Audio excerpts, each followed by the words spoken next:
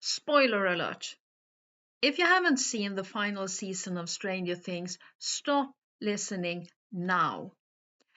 I will be talking about the series finale in detail, so if you want to experience it with an open mind, come back to me later. Now, I have followed this series from the very beginning.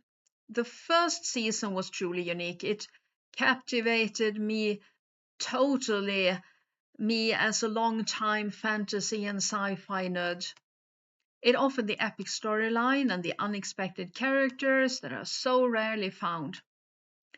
Subsequent seasons have had their highs and their lows. Let's leave it at that. Perhaps we were so spoiled by the magic of that first season that nothing could ever quite measure up. After watching the series finale, I did feel a sense of satisfaction. We were given an epic battle between good and evil. We were given profound emotions and a clear sense of closure. However, even though most threads were tied up, several questions lingered and left me restless.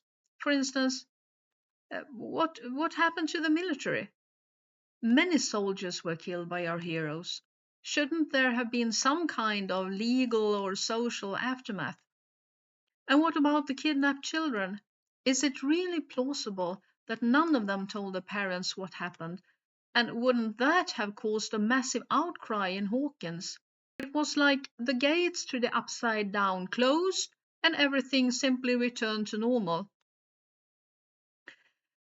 I also wanted to know more about that mysterious shaft where Henry meets and kills a stranger with the one with the briefcase, which is the very origin of everything. And finally, didn't Eleven deserve a better fate? I mean, her sacrifice has the proportions of a beautiful Greek tragedy, but still, I wanted more. But then I woke up in the middle of the night with a thought that made all the puzzle pieces fall into place. So, if anyone has ignored my spoiler warnings until now, consider yourself warned. Here's my conclusion: 11 never truly existed. The entire series is, in fact, a series of Dungeons and Dragons campaigns played by a group of adolescents using the game to navigate the hardest part of life, which is the teenage years. Originally, there were 4 of them: Mike, Dustin, Lucas, and Will. In season 2, the group expanded with the newcomer Max. Mike is the gifted dungeon master who creates worlds, adventures, and monsters. His storytelling makes everything feel real, offering a sanctuary from the harsh reality they inhabit. It's no surprise that he eventually becomes an author. He creates an unlikely hero, 11. She possesses abilities that develop and are refined with every campaign. Her character literally levels up until she reaches level 11. In the final episode following graduation, the group plays one last session before being replaced by a new generation of players. Mike is the last one to leave the basement, their sanctuary, and when he closes that door, he closes the door on childhood and adolescence for good. Within this interpretation, it is impossible for 11 to live on outside the game. A natural question arises: if she isn't real, how could she be adopted by Hopper? I believe this adoption was a reality only within the game, not in the real world. This is supported by the fact that she isn't mentioned in Hopper and Joyce's final scene. Hopper speaks of Joyce's sons, but seems to have forgotten the daughter he supposedly raised for years, a daughter who should have graduated that very same day. If 11 were a real living person who died in an interdimensional war just a few months ago, her absence in this conversation would be a major flaw in the script. Now, I believe Mike, as the skilled DM integrated their family members as non-player characters into the complex narratives taking place around the game board.